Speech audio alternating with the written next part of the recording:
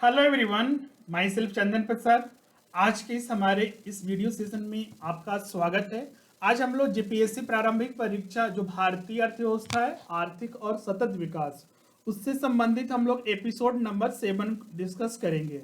अब तक हमने आपको 6 एपिसोड प्रोवाइड कर दिया है। अगर उसे आपने नहीं देखा है तो जरूर देखिएगा, और उसका अलग से प्लेलिस्ट भी आपका क्रिएट किया हुआ है। जैसा कि आपको पता है, जो हम लोग इस सीरीज में डिस्कस कर रहे हैं अभी आपका भारतीय अर्थव्यवस्था के अंतर्गत भारत में जो वर्तमान बैंकिंग संरचना है, प्रणाली है, उसमें जिसमें कि आपका आरबीआई के अंतर्गत जो कि आपका एक केंद्रीयकृत बैंक है, सेंट्रलाइज्ड बैंक है, उसके अंतर्गत वाणिज्यिक बैंक आते हैं, जिसके बारे में हमने आपको स्टडी करवाया था। आरआरबी क्षेत्रीय ग्रामीण बैंक, कॉरपोरेटिव बैंक पिछला सेशन आपका था, इसी पर बेस्ड था। आज हम लोग विकास बैंक, जिसे हम लोग वित्तीय संस्थान या फिर विकास वित्तीय संस्थान डीएफआई, डेवलपमेंट फाइनेंस इंस्टीट्यूशंस के भी नाम से जानते हैं। इसके दो और कैटेगरी होते हैं जिसे हम लोग नेक्स्ट वीडियो में डिस्कस करेंगे। आज मुख्य रूप से विकास बैंक जो वित्तीय संस्थान है, जो कि आपके एग्जाम में हमेशा इससे प्रश्न पूछा जाता है, इस पर फोकस करेंगे। सबसे पहले हम लोग मीनिंग समझते हैं कि विकास बैंक, डेवलपमेंट बैंक होते क्या हैं, और ये वाणिज्यिक बैंक जो हमने आपको बताया था, वाणिज्यिक बैंक उनसे किस प्रकार भिन्न होते हैं, अलग किस प्रकार होते हैं, आखिर सरकार उन्हें अलग क्यों दिखाती है, तो उस पर भी हम लोग फोकस करेंगे। विकास बैंक का सीधा सा मतलब है भारत सरकार का अपना बैंक। भारत सरकार अपने कुछ इंफ्रास्ट्रक्चर्स, इंडस्ट्री जो औद्योगिक या फिर मैन्युफैक्चरिंग इंटिटी है या फिर जो क्षेत्र है, उसे बढ़ावा देने के लिए, उन्हें लोन ऋण उपलब्ध कराने के लिए, चाहे वो एक लंबे समय के लिए हो, मध्यकालीन या फिर आपका अल्पकालीन ऋण उपलब्ध करवाने के लिए विकास बैंक को स्थापित किया जाता है। तो क्या वाणिज्यिक बैंक ऋण उपलब्ध नहीं कराते हैं? बिल्कुल कराते हैं, लेकिन वाणिज्यिक बैंक जो काम करते हैं वो एक बड़े स्तर पर काम नहीं करते हैं। क्योंकि अगर एक कंपनी का बात करें, अगर एक बड़े बड़े कंपनी का बात करें, तो उन्हें रुपए की जरूरत पड़ती है 1000 करोड़ 2000 करोड़ रुपए की।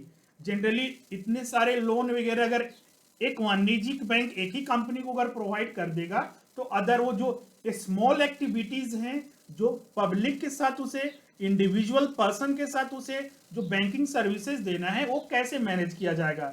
इसीलिए आपका वाणिज्यिक बैंक से ये थोड़ा अलग होते हैं इन कारणों की वजह से। ये विकासशील देशों में विकास परियोजनाओं को वित्त प्रदान करने के लिए विशेष रूप से स्थापित संस्थान हैं। इन बैंकों को पूंजी का जो स्रोत होता है, राष्ट्रीय और अंतरराष्ट्रीय विकास निधि के तहत, या तो इन्हें आरबीआई या फिर आपका भारत सरकार या फिर जो अंतरराष्ट्रीय जो निधि कोष है, वहां से फंड इन्हें उपलब्ध कराए जाते हैं। यह विभिन्न विकास परियोजनाओं को प्रतिस्पर्धी दर पर वित्त फाइनेंस उपलब्ध कराने की क्षमता रखते हैं। वाणिज्यिक बैंक से ये अलग क्यों है? क्योंकि वाणिज्यिक बैंक परिचालन मापदंडों के बीच एक संतुलन बनाता है, जिसमें एक और वाणिज्यिक बैंक और दूसरी ओर विकास संबंधी जिम्मेदारियां होती है। डीएफआई जो डेवलपमेंट फाइनेंशियल इंस्टीट्यूशन है, केवल वाणिज्यिक बैंकों की तरह सादे ऋणदाता नहीं है, बल्कि ये अर्थव्यवस्था के महत्वपूर्ण क्षेत्रों के विकास में सहायक के रूप में भी काम करते हैं। जैसे कि नाबार्ड का लें, तो नाबार्ड अगर आप बात करते हैं, तो नाबार्ड आपका जो एग्रीकल्चर, कृषि और कृषि संबंधित जो ऋण उपलब्ध कराना है, वित्त उपलब्ध कराना है, ग्रामीण अर्थव्यवस्था, ग्रामीण विकास के लिए जो ऋण उपलब्ध कराना है, वो नाबार्ड के द्वारा कराया जाता है। नाबार्ड एक डेवलपमेंट फाइनेंशियल इंस्टीट्यूशन है। आगे हम लोग उसके बारे में डिटेल में स्टडी करेंगे। भारत में बात करते हैं विकास बैंक कौन कौन से हैं, तो भारत में अगर देखा जाए तो बहुत सारे विकास बैंक हैं, जिसके बारे में यहां पर दिया हुआ है। जो पहला लेकिन जो आपका भारत का विकास बैंक था, आपका भारतीय औद्योगिक निगम था, आईएफसी, भारतीय औद्योगिक निगम था, जो कि 1948 में भारत जब आजाद हुआ था, उसके बाद पहला विकास बैंक आईएफसी को बनाया गया था, भारतीय औद्योगिक निगम को, जिसे 1948 में लॉन्च किया गया था, पहले आजादी के बाद पहले बार बना था। उसके बाद आपका बहुत सारे डेवलपमेंट फाइनेंशियल इंस्टीट्यूशन बने, IDBI, UTI, NABARD, EXIM bank, export import bank के भी नाम से जाना जाता है, सीडबी, एनएचबी, आईआईएफसीएल आदि प्रमुख डेवलपमेंट फाइनेंशियल इंस्टीट्यूशन है। बाद में कई बैंकों को हमने इनिशियल में बताया था, आपको याद होगा वाणिज्यिक बैंक आपके साथ जो हम डिस्कस कर रहे थे, तो उसमें हमने बताया था कि वाणिज्यिक बैंक के अंतर्गत जो पब्लिक सेक्टर, जो सार्वजनिक क्षेत्र के बैंक थे, उसमें हमने आईडीबीआई को भी शामिल किया था। तो आप तो कंफ्यूज होंगे कि डेवलपमेंट फाइनेंशियल इंस्टीट्यूशन में भी हम लोग आईडीबीआई देख रहे हैं और आपका वाणिज्यिक बैंक में भी देखे थे। आपको बता दें, जब आईडीबीआई का फॉर्मेशन किया गया था तो एज अ डेवलपमेंट विकास बैंक के तौर पर किया गया था, लेकिन बाद में आरबीआई ने इसे एक वाणिज्यिक बैंकों का दर्जा देके रखा हुआ है, एक साधारण बैंक के जैसा ये काम करता है। बाद में देखिए, इसीलिए हमने यहाँ पर मेंशन किया हुआ है, आईसीआईसीआई बैंक भी एक विकास बैंक के तौर पर यह स्थापित हुआ था, जो प्राइवेट सेक्टर का सबसे बड़ा बैंक है। आज जो आपका ये जनरल बैंक वाणिज्यिक बैंकों जैसा कार्य कर रहा है। इनमें से कई आईसीआईसीआई बैंक, आईडीबीआई बैंक आदि जैसे बैंकों में परिवर्तित कर दिया गया है, वाणिज्यिक बैंकों में परिवर्तित किया गया है। ये सारे तो कॉन्सेप्ट हो गए कि विकास बैंक क्या होते हैं, डेवलपमेंट फाइनेंशियल इंस्टीट्यूशन होते क्या हैं। अब हम लोग कुछ प्रमुख, अब यहाँ पर लिस्ट आपको दिखाए थे, अब कुछ प्रमुख जो भारत के विकास बैंक है, डेवलपमेंट फाइनेंशियल इंस्टीट्यूशन से, उनके बारे में एक एक करके डिस्कस करेंगे। आई होप यहाँ तक सारा चीज आपको क्लियर होगा। हमेशा देखिएगा, इस टॉपिक से हमेशा एक या दो प्रश्न आते ही हैं, क्योंकि ये बहुत ही महत्वपूर्ण टॉपिक के अंतर्गत आता है आपका। पहला हम लोग स्टडी करेंगे नाबार्ड के बारे में, जिसका फुल फॉर्म होता है national bank for agriculture and rural development, NABARD. NABARD जो कि कृषि और ग्रामीण अर्थव्यवस्था, ग्रामीण विकास के लिए एक इसका सहयोग होता है, उस के तौर पर यह विकास बैंक में आपका शीर्ष संस्था के रूप में कार्य करती है। मतलब कि कृषि और ग्रामीण विकास के लिए नाबार्ड एक शीर्ष विकास बैंक है, जिसका स्थापना 12 जुलाई 1982 को किया गया था। जो नाबार्ड है आपका विभिन्न बैंकों के माध्यम से, नाबार्ड डायरेक्टली कस्टमर जो पब्लिक है उससे कनेक्ट नहीं रहती है। जैसे कि आपको याद होगा पिछला सेशन, पिछला एपिसोड, उसमें हमने कॉर्पोरेटिव बैंक बताया था और आरआरबीज जो नाबार्ड के तहत ही काम करते हैं। नाबार्ड आरआरबीज को, रीजनल रूरल बैंक और कॉर्पोरेटिव बैंक्स को फंड, वित्त उपलब्ध कराती है और उस आधार पर ये सारे कस्टमर्स को, पब्लिक को, किसान को, ग्रामीण को लोन और वित्त का मुहैया कराते हैं। इसे संबंध ग्रामीण विकास के संवर्धन और समृद्धि हासिल करने के लिए कृषि, लघु उद्योग, कुटीर एवं ग्रामोद्योग, हस्तशिल्प, ग्रामीण शिल्प और ग्रामीण क्षेत्रों में अनुषंगी आर्थिक गतिविधियों के लिए ऋण उपलब्ध कराने एवं उनका विनिमय करने का अधिदेश दिया गया है। मतलब कि इन सारे चीजों के लिए जो फंड उपलब्ध कराता है, नाबार्ड के द्वारा कराया जाता है। नेक्स्ट जो है आपका आईएफसीआई, भारतीय औद्योगिक वित्त निगम। अभी हमने इसके बारे में बताया था। आजाद भारत का, जब भारत आजाद हुआ था 1947 के बाद, पहला विकास बैंक स्थापित किया गया था। First development financial institutions, Bharat का पहला विकास बैंक आपका आईएफसीआई है, Indian financial corporation of India. Clear है? भारतीय औद्योगिक industrial financial corporation of India. वर्ष 1947 के बाद जब भारत आजाद हुआ, उसके बाद चूंकि स्थिति आपको याद होगा, उस समय जब भारत आजाद हुआ था तो हमारा जो अर्थव्यवस्था है बहुत ही सही नहीं था, उसको पटरी पर लाने की जरूरत थी। और कुछ आपका खासकर जो ग्रामीण अर्थव्यवस्था था वो और किसानों की स्थिति थी बहुत ही खराब थी। और जो उस समय बैंक भी हुआ करते थे आजादी के बाद, तो आजादी के बाद से कुछ समयों तक तो वो सारे बैंक क्या थे, निजी क्षेत्र के बैंक थे। बाद में आरबीआई का फिर पहले राष्ट्रीयकरण हुआ 1949 में, उसके बाद 1955 में एसबीआई का, और फिर आपका 1980 में आपका राष्ट्रीयकरण हुआ था, और आपका एक 1969 में 2 बार राष्ट्रीयकरण हुआ। तब जाकर बैंकों को अपने क्षेत्र में, अपने नियंत्रण में सरकार ने लाया था। उससे पहले स्थिति सही नहीं थी। इसी को देखते हुए पहला जो आपका बैंक स्थापित किया गया था विकास बैंक के तौर पर, यही भारतीय औद्योगिक निगम किया गया था।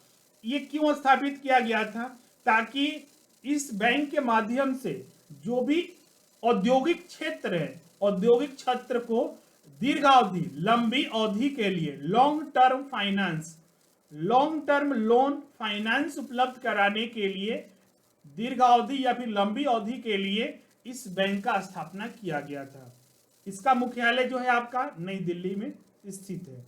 ये सारी चीजें आप ध्यान में रखिएगा, एग्जाम में ये सारी चीजें पूछे जाते हैं। डायरेक्ट प्रश्न पूछे जाएंगे कि भारतीय औद्योगिक निगम, वित्त निगम का स्थापना कब हुआ था, या फिर ये भी पूछा जा सकता है कि इसका हेडक्वार्टर क्या है, या फिर ये भी स्टेटमेंट वाले में आ सकते हैं कि भारतीय औद्योगिक वित्त निगम किस तरह का जो लोन या फिर ऋण या फिर फंड या फिर वित्त उपलब्ध कराता है। तो दीर्घावधि लॉन्ग टर्म लोन या फिर लॉन्ग टर्म फाइनेंस, लंबी अवधि के लिए।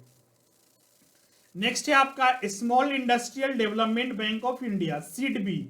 आपको याद होगा आईडीबीआई के बारे में हम लोग स्टडी किए थे।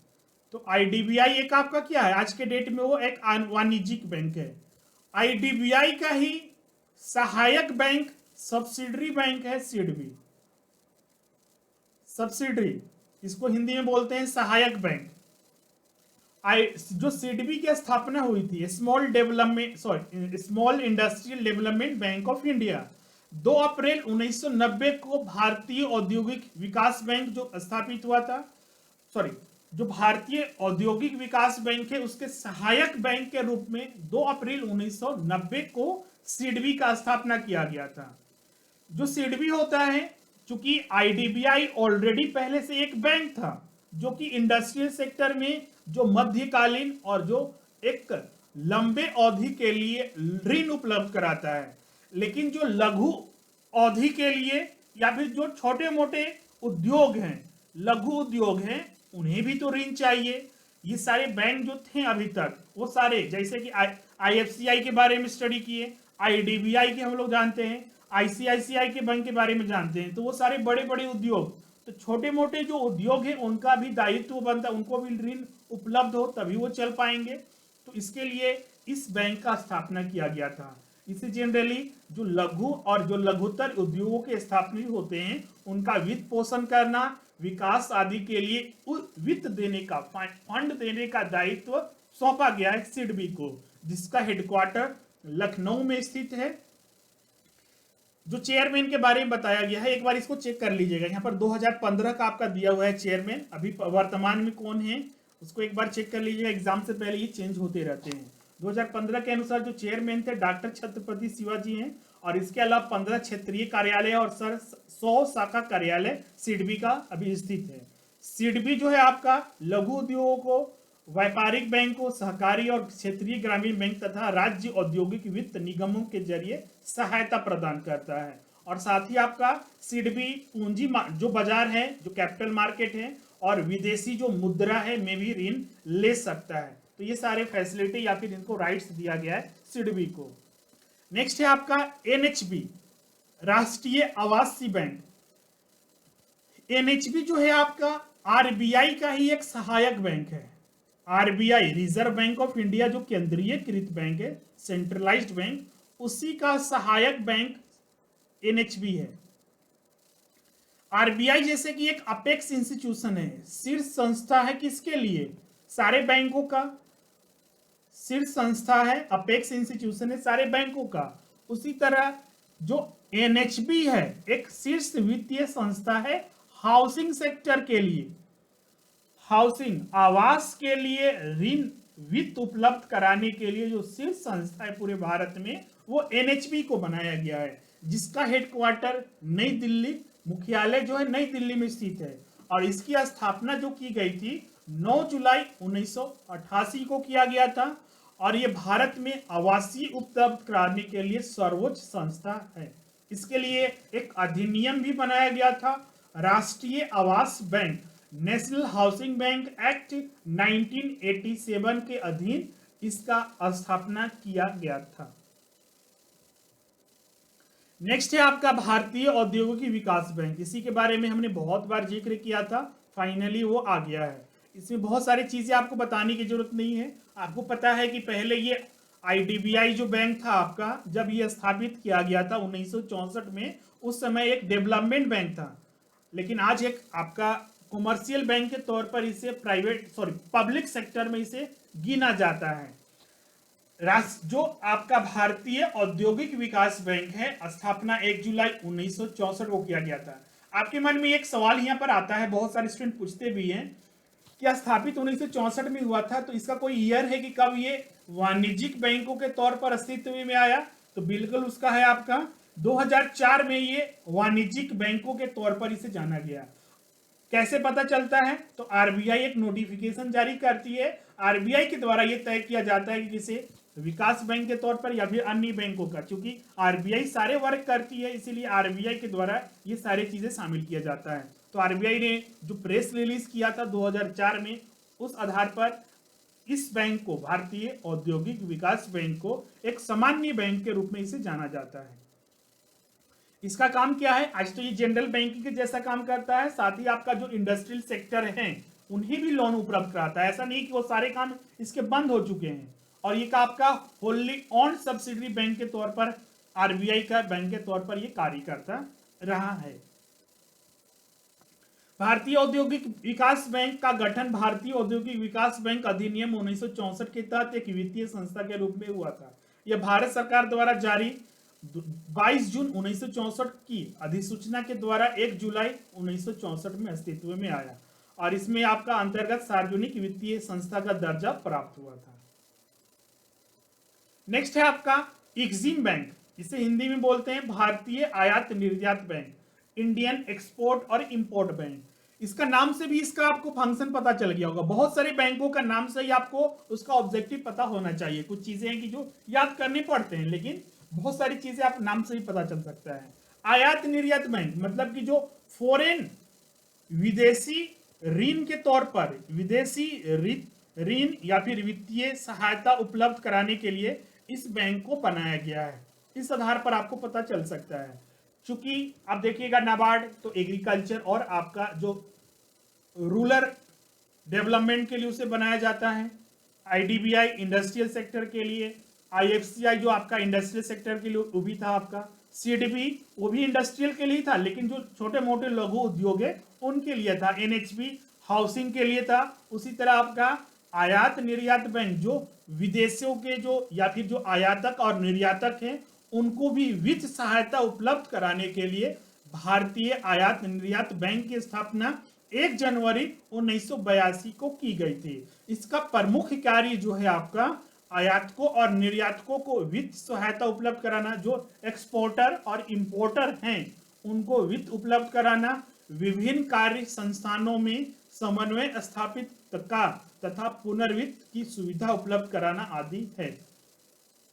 एक्जिम बैंक जो ऑफ इंडिया की स्थापना एक संसदीय जो अधिनियम था 1982 के तहत किया गया था। भारत के अंतर्राष्ट्रीय व्यापार, जो भारत का इंटरनेशनल जो ट्रेड है, अंतर्राष्ट्रीय व्यापार है, उसके वित्त पोषण और इसे सुविधाजनक बनाने के लिए इससे शीर्ष संस्था को स्थापित किया गया है। और अंतर्राष्ट्रीय व्यापार के तौर पर अगर देखा जाए तो ये वित्त उपलब्ध कराने वाला एक शीर्ष संस्था है। क्लियर है यहाँ पर? और भी सारे पॉइंट है, आप यहाँ पर देख सकते हैं। और इसका जो नियमन, जो आपका नियंत्रण जो करता है आपका आरबीआई के द्वारा किया जाता है। नेक्स्ट है आपका सीडबी। सीडबी शायद हो चुका है, चलिए इसमें देख लेते हैं। सीडबी जैसा कि आपको पता है इसका जो स्थापना किया गया था आपका एक लघु उद्योगों की, जो आपका लघु उद्योगों को और जो छोटे मोटे उद्योग है उनको वित्त उपलब्ध कराने के लिए इसका स्थापना किया गया था, जो कि आईडीबीआई का ही एक सहायक बैंक है। 1990 में इसको स्थापित किया गया था। ये पूंजी के बारे में दिया हुआ है, इसको ध्यान में रखने की जरूरत नहीं है। अधिकृत पूंजी मतलब कि जब ये हर बैंक या फिर हर जो कंपनीज जिनका स्थापना होता है उस समय उनकी कुछ पूंजी की आवश्यकता होती है। जब इसका स्थापित किया गया था तो अधिकृत जो पूंजी थी आपका, जो रजिस्टर्ड कैपिटल इसका जो था, जो कंपनी में का एक प्रपोजल होता है उसमें मैक्सिमम कैपिटल को ये इंडिकेट करता है, अधिकतम पूंजी को, तो 250 करोड़ रुपए है, जिसे 1000 करोड़ रुपए तक भी बढ़ाया जा सकता है चेंज करके। UTI, unit trust of India, आपको पता होगा इसके बारे में, चलिए इसमें हम लोग डिस्कस कर लेते हैं। यूटीआई जो भी लघु और मध्यम वर्ग के निवेशक हैं, यूटीआई को एक तरह से अगर हम बात करें तो ये भी डेवलपमेंट बैंक के अंतर्गत ही शामिल किया जाता है, लेकिन एक तरह से ये निवेशकों को आकर्षित करने के लिए इसे बनाया गया था। इसमें जो लघु और मध्यम वर्ग के निवेशक हैं, इन्वेस्टर्स हैं, उनको निवेश की सुविधा उपलब्ध कराने के लिए 1964 में इसका स्थापना किया गया था। जब ये स्थापित हुआ था उस समय जो इसकी प्रारंभिक पूंजी थी, जो कैपिटल था, वो 5 करोड़ रुपया था। आरबीआई, भारतीय जीवन बीमा निगम, भारतीय स्टेट बैंक और अन्य अनुसूचित संस्थानों में बंटी हुई है। क्लियर है? तो इस तरह से आज का जितना भी डेवलपमेंट, हमने इसमें जो भी डेवलपमेंट जो इंपोर्टेंट बैंक थे उसके बारे में हमने यहाँ पर डिस्कस किया है। आई होप आपके सारे डाउट क्लियर होंगे और आपके एग्जाम में ये सारे आपको बहुत ज्यादा हेल्प करेंगे। हमेशा याद रखिएगा डेवलपमेंट बैंक है क्या चीज, वो सारे चीज आपको क्लियर होने चाहिए कि डेवलपमेंट बैंक का मीनिंग क्या है, जो विकास बैंक है। दूसरा आपका इनके कार्य क्या होते हैं, ये किस तरह से काम करते हैं, जैसा कि हमने इनिशियल में डिस्कस किया था। तीसरा कि जितने भी विभिन्न डेवलपमेंट विकास बैंक हैं वो कौन कौन से हैं, जब उनके बारे में स्टडी करते हैं तो वो कौन से बैंक है उसका नाम याद रखना चाहिए। फुल फॉर्म भी कभी कभी पूछा जाता है, उनका उद्देश्य किस उद्देश्य से, जैसे कि आपका एनएचबी है, नाबार्ड है, किस उद्देश्य से स्थापित किया गया है, उनका कार्य क्या है, कब वो स्थापित हुए हैं, किस पर्पज से, और उनका हेडक्वार्टर कहाँ है। ये सारे पॉइंट हमेशा याद रखिएगा, एग्जाम में इसी से संबंधित प्रश्न पूछे जाते हैं। जब आपके साथ हम एमसीक्यू सीरीज डिस्कस करेंगे आप देखिएगा, और उसी तरह से प्रश्न पूछे जाते हैं। तो आज के सेशन में बस इतना ही, मिलते हैं नेक्स्ट सेशन में, जहां पर जो बैंकिंग प्रणाली है उसके अंतर्गत और भी जो एनबीएफसीज हैं, पेमेंट बैंक है, मुद्रा बैंक है, फिर आपका जनधन योजना है, और उससे संबंधित जितने भी बैंकिंग टर्म है, मिसलेनियस टॉपिक स्पेशली आपका हम लोग नेक्स्ट सेशन में डिस्कस करेंगे। तो मिलते हैं नेक्स्ट वीडियो में, आज के लिए बस इतना ही। हमारे जो कोर्सेज उपलब्ध है उसके बारे में आपको इन्फॉर्म कर दें, अभी आपको जेपीएससी और जेएसएससी के लिए कंप्लीट कोर्सेज उपलब्ध हैं, जिसमें अध्ययन सामग्री, क्लासेस, टेस्ट सीरीज और पेन ड्राइव कोर्सेज भी उपलब्ध हैं। अभी जो ऑनलाइन, चूंकि हमारे जितने भी क्लासेस हैं हमारे रांची सेंटर पर उपलब्ध होते हैं, अभी चूंकि लॉकडाउन की वजह से सारे ऑफलाइन क्लासेस अभी बंद हैं, तो ऑनलाइन क्लासेस के तौर पर हमारे साथ पास अभी सिर्फ जेपीएससी पीटी का है, और बाकी स्टडी मटेरियल और टेस्ट सीरीज आप ज्वाइन कर सकते हैं, सारे उपलब्ध हैं। इस नंबर पर आप कॉल करके, व्हाट्सअप करके आप सारा चीज पूछ सकते हैं, सारे नंबर आपको चीजों के बारे में आपको वहां पर बता दिया जाएगा। उसके बाद अपना जो आगे का क्लास स्टार्ट हो जाएगा। तो आज के सेशन में बस इतना ही, मिलते हैं नेक्स्ट वीडियो में। Thank you everyone. और हमारे व्हाट्सएप ग्रुप से ज्वाइन होने के लिए सिर्फ आपको इतना करना है कि हाई एस पॉइंट लिखकर इस नंबर पर व्हाट्सएप कर देना है, आपको वहां पर ऐड कर दिया जाएगा, जिससे कि आपको तुरंत हर वीडियो का नोटिफिकेशन वगैरह मिल जाएगा। Thank you.